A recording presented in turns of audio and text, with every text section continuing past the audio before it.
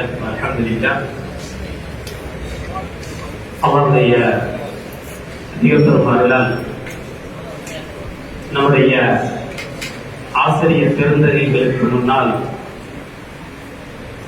நாமெல்லாம் மண்டியிட்டு கற்ற கல்வியினால் இன்று உலகம் முழுக்க மிஸ்பாகி என்ற பெயரோடு வலம் வரக்கூடிய பாக்கியத்தை வழங்கிய அல்லாஹ்வுக்கே எல்லா புகழும். கடந்த 2013 ஆண்டு லண்டனில் நடைபெற்ற ஒரு மாநாட்டிலே பேசிக் கொண்டிருக்கும் பொழுது நம்முடைய ஈரோடை சார்ந்த தொழிலதிபர் ரஃபீகின் அவர்கள் வீடியோ எடுத்துக் கொண்டிருந்தார்கள். மாநாட்டுக்கு அழைத்த போது மிஸ்பாகி என்று சொன்னவர்கள் இப்படி எட்டி பார்க்கிறார். நம்ம மிஸ்பாகி லண்டனில் இருக்கிறாங்க. அவருக்கு அந்த பெருமை. அல்ஹம்துலில்லாஹ், நமது ஊரை சேர்ந்தவர்கள், நம்முடைய ஊரிலே பயின்றவர்கள் இன்று உலகம் முழுக்க தங்களுடைய தஅவா பணியை செய்கின்றார்கள் என்று அந்த சந்தோஷம். அல்ஹம்துலில்லாஹ். இன்றைய தினத்தில் எனக்கு குறைக்கப்பட்ட தலைப்பு தன்னிறைவான பொருளாதாரம். நம்முடைய ஆசிரியர் தந்தை அவர்கள் உட்கார்ந்து இருக்கும் பொழுது பேசினால் நன்றாக இருக்கும் என்று நினைத்தேன். ஓய்வு போயிட்டார். நீ பயான் பண்ண வரல, ஒரு பெரிய ஸ்டோரி சொல்ல வந்திருக்கிறார். ஓய்வு 1993 ஆண்டு முதல்வராக இருந்தார்கள். அப்பொழுது நான் பட்டம் பெற்றேன், ஆலி பட்டம் பெற்றேன். நான் இந்த மதரசாவிலே ஹாஃபிஸ் ஆலிம் 2 பேருக்கு தான் பட்டம் பெற்றேன். அப்பொழுது சங்கரமங்கலில் இருந்து மதரசாவில் ஓதி கொடுப்பதற்காக ஜமாத்தார்கள் வருகிறார்கள். ரமதான் நேரத்தில் தூங்கி கொண்டிருந்த என்னை அழைத்து பல மதரசா தூங்கிட்டு இருக்கேன். நீரூர் பள்ளிவாசல்ல மரியாதைக்குரிய பாதுகாவலர்கள் அவங்க ஊர்ல உள்ள பள்ளிவாசல்ல தராய் கொண்டு வச்சுட்டு இருக்கேன். 7 ஆண்டு காலம் ஓதி இருக்கிற, 3 ஆண்டு காலம் குரான் மனப்பாடம் பண்ணியிருக்கிற, 1 ஆண்டு காலம் குரானை முராஜா டவுட் செஞ்சிருக்கிற, மொத்தம் 11 வருஷம் படிச்சிருக்கு. சங்கரமங்கல்ல வந்தவங்க அதற்கு ஓஎம்எஸ் வந்து கேட்கிறாங்க, எங்களுக்கு ஒரு முதர்ரிஸ் வேணும் அப்படின்னு. சரி, என்ன சம்பளம் தருவீங்க? 600 ரூபாய். எனக்கு அழுவதா சிரிப்பதா? நான் கேட்டேன், என்னுடைய தந்தையா இருக்கு, நான் தபால் எழுதினேன். தந்தைய என்ன இப்படி வீணாக்கிட்டீங்கள? 11 வருஷம் படிச்சிருக்கா, மனுஷன் வருஷத்துக்கு 100 ரூபாய் கணக்கு பண்ணி 1100 ரூபாய் கொடுத்தா கூட எங்க மனசு அடங்கிடும். வெறும் 600 ரூபாய் சம்பளம் தராங்க எழுதியிருக்க. தந்தை எனக்கு பதில் சொல்லி இருந்தார்கள், அல்லாஹ் அவர்களை அவரை விசாலமாக்க வேண்டும், அல்லாஹ் அவர்களை மன்னிக்க வேண்டும், அல்லாஹ் அவர்களுக்கு ரஹ்மத் செய்ய வேண்டும். அவர் வார்த்தை எழுதியிருந்தார். என்ன வார்த்தை தெரியுமா? மகனே, என்னுடைய 3 பிள்ளைகளில் ஒரு பிள்ளையை ஆகிரத்துக்காக நான் அர்ப்பணித்து விட்டேன். 2 பிள்ளையை துனியாவுக்காக.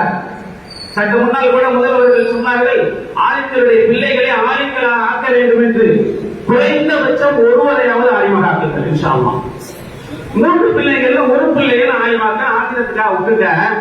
அதனால உனக்கு கிடைச்ச இந்த 600 ரூபாயை நீ உன் பாக்கெட்ல வச்சுக்க, எங்களுக்கு நீ தர வேண்டாம்.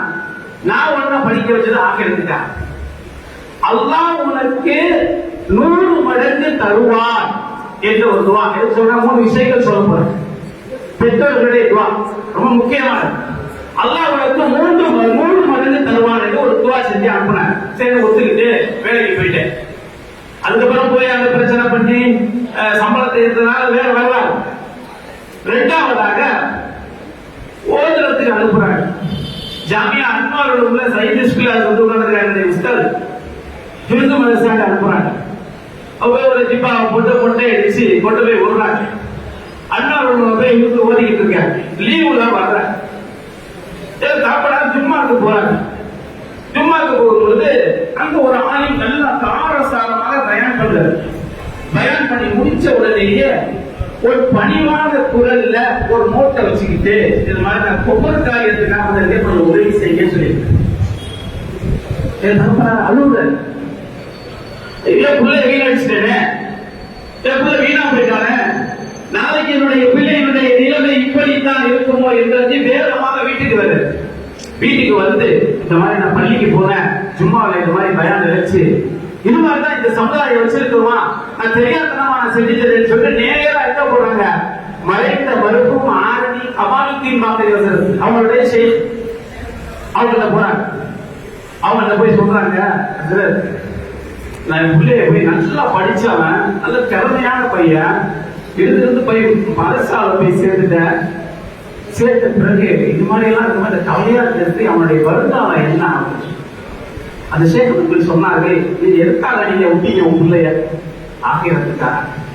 உங்களுடைய பிள்ளையை நீங்கள் ஆகிரத்துக்காக உண்மையாக நீங்கள் நியத்துரைத்து நீங்கள் விட்டால் உங்கள் பிள்ளைக்கு துனியா தானாக வந்துவிடும்.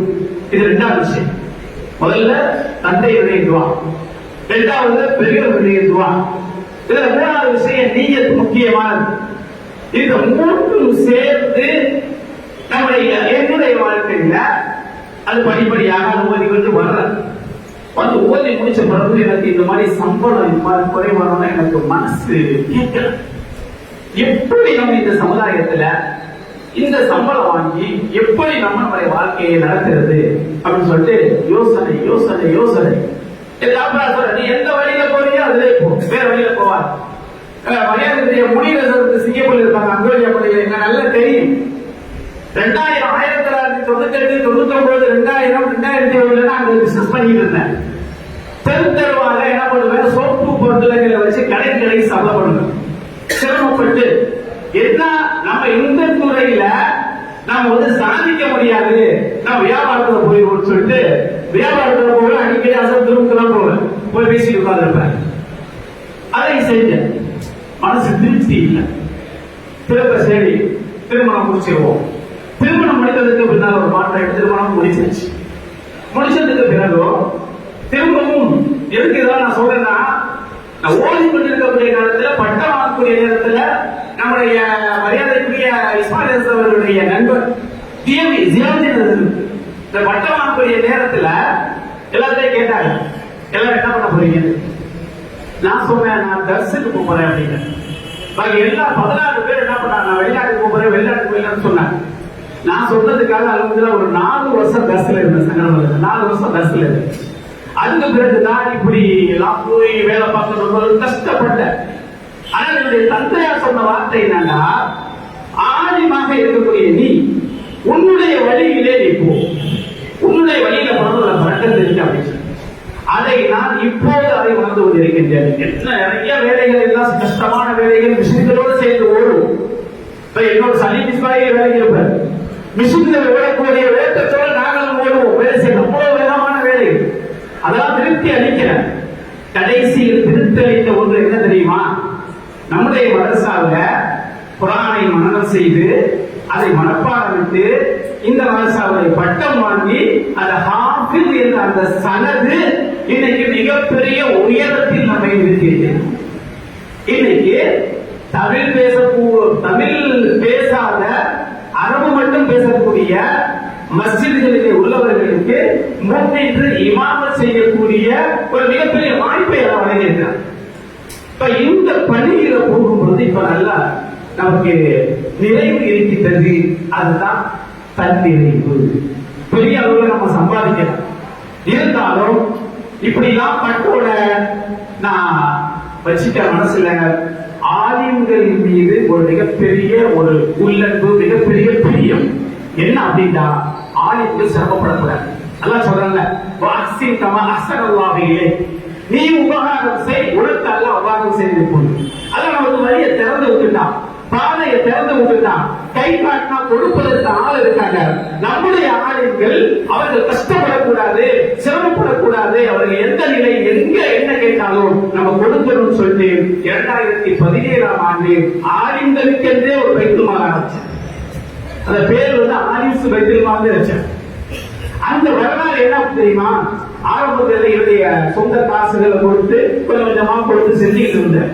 அதுல ஒரு முக்கியமான ஒரு விஷயம், திடீரென்று 2019 ஒரு மிகப்பெரிய சோதனைக்கு அடிபட்டு, சோதனைக்கு அடிபடும் பொழுது அது கொரோனா நேரம். ஒரு குடும்பம் சாப்பிடாமல் அந்த குடும்பத்துல கணக்கா வந்து வந்துருச்சு.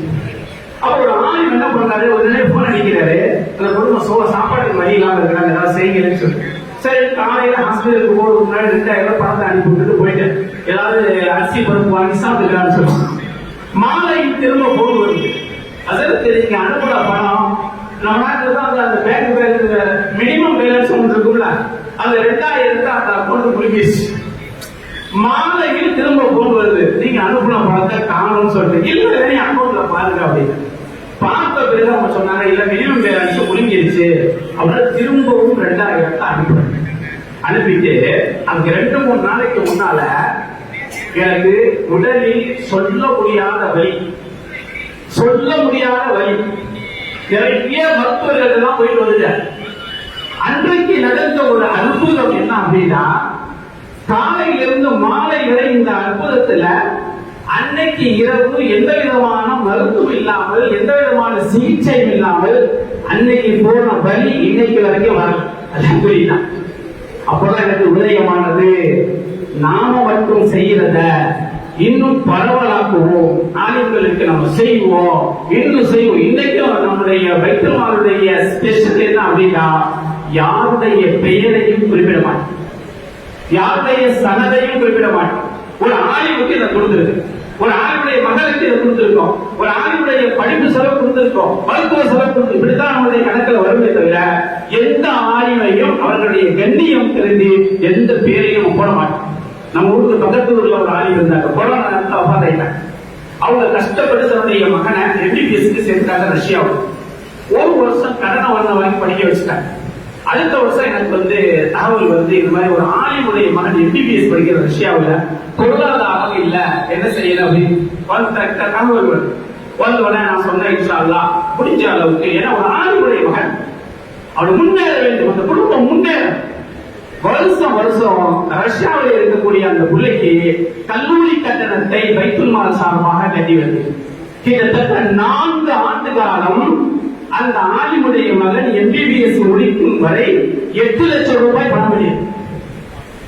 எவ்வளவு ஒரு ஆலிமுடைய குடும்பம் வளர வேண்டும், அதன் மூலமா நமக்கு ஏதாவது நமக்கு ஒரு வகையில நமக்கு ஏதாவது நன்மை கிடைக்கும் அப்படிங்கிற ஒரு ஆர்வத்துல தான் நான் இதையெல்லாம் செய்கிறேன். தலைப்பு என்ன, தன்னிறைவான பொருளாதாரம் போயிட்டு இருக்கிறாங்க. தன்னிறைவு என்பது பெரிய காசுல எல்லாம் இல்லை, நம்முடைய மனசுல தான். நாம் வைத்திருக்கக்கூடிய அந்த பணி, நாம் செய்யக்கூடிய அந்த நமக்கு வரக்கூடிய வருவாய், அதுல நாம் அதில் திருப்தியோடு இருக்கும் பொழுது அது மிகப்பெரிய ஒரு பரக்கத். அதான் தன்னிறை. இந்த பரக்கத்து இருந்துச்சுன்னா இன்ஷா அல்லாஹ் நமக்கு எந்த விதமான கவலையும் இருக்காது. அதுதான் அப்துல்லாஹ் இப்னு மஸ்ஊத் ரலியல்லாஹு தஆலா அங்கு அவர்கள் சொல்லுகிறார்கள், அல்லாஹ் உனக்கு பங்கிட்டு கொடுத்ததை நீ திருப்திகள் தக்கும் அன்னாஸ். அல்லாஹ் உனக்கு எதை கொடுத்திருக்கானோ அதுல திருப்தி ஆயிருக்கு. நீ பெரிய பணக்கார, உனக்கு கிடைச்ச சம்பளம், உனக்கு கிடைச்சதுல நீ திருப்தி கொள், நீ உலகத்திலேயே பெரிய பணக்காரன். இரண்டாவதாக அல்லாஹ் தடை செய்தவைகளை நீ அதை தவிர்த்து கொள், தக்கும் அவுரான்னாஸ், மக்களை நீதான் ஞானி, நீதான் சூஃபி. மூணாவது விஷயம், அல்லாஹ் எதையெல்லாம் கடமையாக்கி இருக்கின்றானோ அதையெல்லாம் நீ நிறைவேற்றி வா, தக்கும் அபதன்னாஸ், மக்களை நீதான் ஆபித் என்ற செய்தியை சொல்லிக் கொண்டிருக்கிறாங்க. அதனால தன்னிறைவு என்பது வெறும் காசு பணத்தை மட்டும் வச்சு அல்ல, தன்னிறைவு என்பது மனிதர் வாழக்கூடிய வாழ்க்கையில் இருக்கு. அதனால்தான் ஆப்பிள் போன் வெளியிட்ட அந்த உரிமையாளர் கடைசி காலத்துல அவர் சொல்லியிருக்கிறார், இவ்வளவு பெரிய பணம் இருக்கும், என்னிடத்துல நிம்மதி இல்லை, பணத்தினால் எந்த நிம்மதியும் இல்லை என்ற அந்த வரிகளை எழுதி வச்சுட்டு போயிருக்கிறார். அதனால தன்னிறைவான பொருளாதாரம் என்பது நம்முடைய மனசுல தான் இருக்குது. நம்ம எந்த அளவுக்கு துன்யாவை எந்த அளவுக்கு வெறுக்கிறோமோ அந்த அளவுக்கு அல்லாஹ் ஜல்லஷானஹு வ தஆலா நமக்கு துன்யாவை கொண்டு வருவார். நம்முடைய பாதைகளை ஆளுநர்கள் போக வேண்டும், அதே நேரத்தில் முயற்சிகளும் செய்ய வேண்டும். நம்முடைய பொருளாதாரத்தை உயர்த்திக் கொள்வதற்கு முயற்சிகளும் செய்ய வேண்டும். அல்லாஹ் ஜல்லஷானஹு வ தஆலா நம்முடைய ஆலிம்கள் மக்களை தன்னிறைவான பொருளாதாரம் உள்ள ஆலிம்களாக குறிப்பாக மிஸ்பாயிகளுக்கு அல்லாஹ் அந்த வாய்ப்பை வழங்க வேண்டும், அந்த அருளை வழங்க வேண்டும் என்று துஆ செய்வதோடு எனது உரையை நிறைவு செய்கின்றேன். அஸ்ஸலாமு அலைக்கும் வரஹ்மத்துல்லாஹி வ பரகாத்துஹு.